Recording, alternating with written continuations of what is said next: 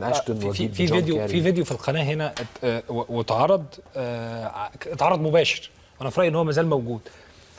ليه الفتحه اللي كانوا عاملينها في تجمع رابعه اللي سابتها الداخليه لم يركز عليها العالم، وكانوا سايبين الناس وهي بتطلع بشكل سلمي تماما. طالعين من المكان اللي اتفتح ليهم عشان يطلعوا، وطلعوا على فكره بالعشرات، يعني كانوا طالعين بالعشرات.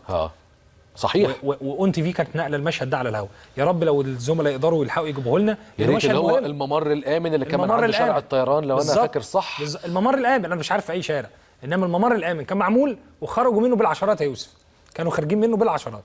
لو نلحق مش عارف الزملاء يكون جاهز. يا ريت يا ريت يا ريت. فلو اتعرض هيبقى شيء رائع. ما حدش ركز عليه بقى خالص يا يوسف، ما حدش ركز عليه اطلاقا خالص خالص. ما حدش ركز النهارده على الفيديو اللي انت عرضته من شويه، وهو بيتم قنص الراجل اللي واقف على اللي شايل بندقية إطلاق الغاز المسيل للدموع والغير موجهة لحد ولكن موجهة إلى عنان السماء. إلا بقى لو ظنت الجماعة أنه هذا الشاب هو فرعون موسى فهو يوجه سهمه إلى السماء لمحاربة الله سبحانه وتعالى والعياذ بالله. ده يبقى كده في هنا بقى ناس عندها خلل عقلي رسميا، فيقول لك أنت بتحارب ربنا، طب احنا هنموتك. أنت عبيط يا ابني ولا إيه؟ ثم التكبير والتهليل بعد سقوط هذا المجند او هذا الضابط، ثم انه زاويه الكاميرا كانت في وسطهم. هنا حد يجي يقول لك كده انا واقف وبتوع الجماعه حواليا وادي الاسم، وبعدين قاعد بصور من وسطهم. ده بالنسبه لهم مش رساله معينه؟ انتوا جماعه خونه يا جماعه، انتوا بتخونوا بعض. ده بمنتهى البساطه. ده على تاريخهم بيقول ده. الله، ده شيء غريب جدا. تاريخهم ثم انه تعالى نقعد نفكر في حاجه. احنا معانا الفيديو اللي انت كنت بتشير اليه. تعالى نشوف. طب يلا نشوفه. يا ريت.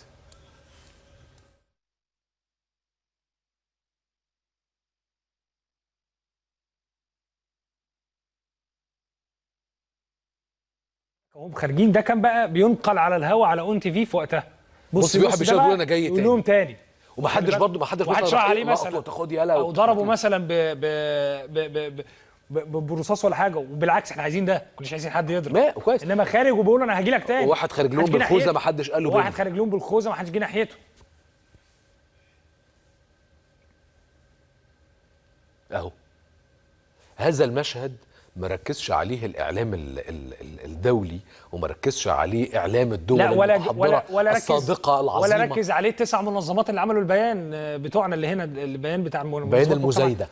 البيان المتناقض بالظبط، بتاع انه في ارهاب بس احنا ندين العنف يا جماعه بقى، هو انت بتصفهم بان هم عندهم ارهاب بعدين ترجع تقول انا بدين عنف؟ خلي بالك انا كنت عايز بقى دي اللي هي من بعيد شويه، اللي كانت الزاويه الابعد. واخد بالك انت من الزاويه دي اهو خارجين اهو. شوف اعدادهم قد ايه، ولا حد قبض عليهم. وخلي بالك هم خارجين كده، انت عارف وانا عارف، وبتاع الداخليه اللي واقف شايفهم هم خارجين عارف انهم هيروحوا يعملوا له قلق في حته ثانيه. ما هو ده النموذج بتاع الواد اللي شاور لهم تاني راجع هعمل لك ايه؟ انت قدامي ماشي عدل، ماشي مش شايف سلاح، مش هقدر اتعامل معاك. هتيجي تاني، تعالى تاني وتالت. انما النهارده تمشي مسيرات في حراسه ناس مسلحين وبيتعاونوا معاهم وبيشاوروا، ومطلوب مني فاتفرج عليه. يا اخي انا شفت فيديو تاني ومفيش حد مجبر ان هو يمثله، يعني انا ممكن ما اجيبوش خالص، وممكن المشاهد دي ما كانتش تتصور. الضابط اللي قاعد عمال بيزعق في اب عشان خاطر واخد ابنه معاه الاعتصام، يقول له يا اخي حرام عليك، جايبه معاك هنا ليه؟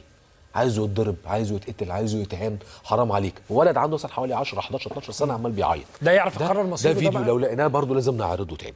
عندنا فيديو تاني بتاع طفل كده عنده حوالي سنه، كان بقالنا قد ايه يا يوسف؟ معلش انا اسف. شوف بقالنا قد ايه وهم بيطلعوا اعداد بقالنا قد ايه وهم بيطلعوا خارجه وسيدات اهي في وسطيهم اهو. الراجل بص، الراجل ابو بنطلون المقلبص ده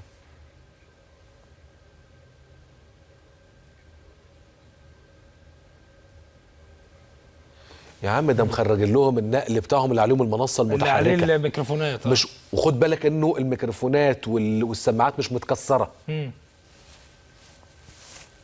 خلي بالك الداخليه هناك اهي كمان وراهم اهي، شايف الثانيه الداخليه هي.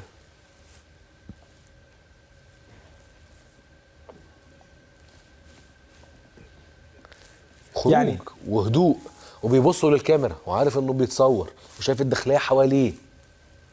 لا هم غالبا مش عارفين انهم بيتصوروا، بس يعني يا عم باصص على الكاميرا. ممكن هو كان بيشاور الداخليه. ما هو في داخليه هنا كمان مش للكاميرا اهو. ما هو في هنا كمان الناحيه دي داخليه حوالين الكاميرا بتامن